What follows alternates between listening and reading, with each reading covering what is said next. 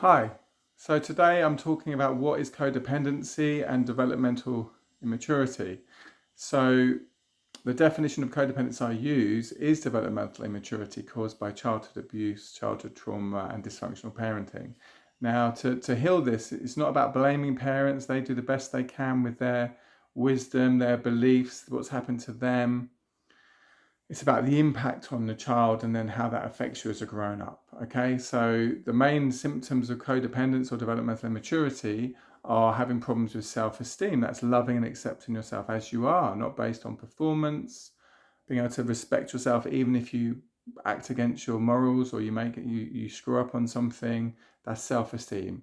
Otherwise, you have to run around trying to make yourself feel valuable by, having this or achieving that or have this person like you or look in this way. That's not self-esteem. Self-esteem is I have inherent worth. It cannot be raised by my strengths or lowered by defects of character. Like a hug for yourself.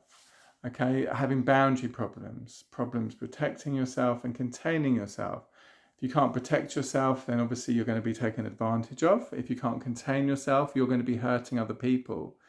Often people have walls between themselves and others, so they can't have intimacy. Walls of silence, walls of anger, walls of seduction and charm, walls of humour. Then problems with self-care, knowing your needs and wants, being able to say what your needs and wants, and having trouble being interdependent. Interdependent is where you can ask for help to meet your needs and wants. You can help others, but you don't make yourself too dependent on others. You don't make them too dependent on you. Okay, trouble knowing and expressing your truth, your reality, your thoughts and your feelings. Trouble with communication because of that. Trouble being either out of control or too controlling of self and others. Troubles being spontaneous and open, but moderate and containing yourself so you're aware of your impact on others. So these are some of the symptoms of codependence. But really, it's about your relationship with yourself. Can you affirm yourself and be loving to yourself? Can you nurture yourself and meet your needs, including your emotional needs? Can you set yourself healthy limits and healthy limits with others? Or do you criticize and attack yourself more than affirming yourself? Do you abandon and neglect yourself?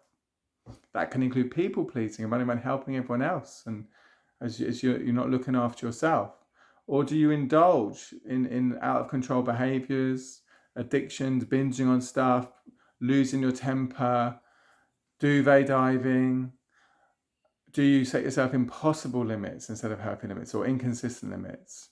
If you answered yes to the last three, the criticizing, attacking, the abandoning, neglecting, the dysfunctional limit setting, then you would have learned that growing up. We learn how to be in relationship from our major caregivers. It's not about blaming them. It's about truth and love. What's the truth of what happened? How can I move forward now?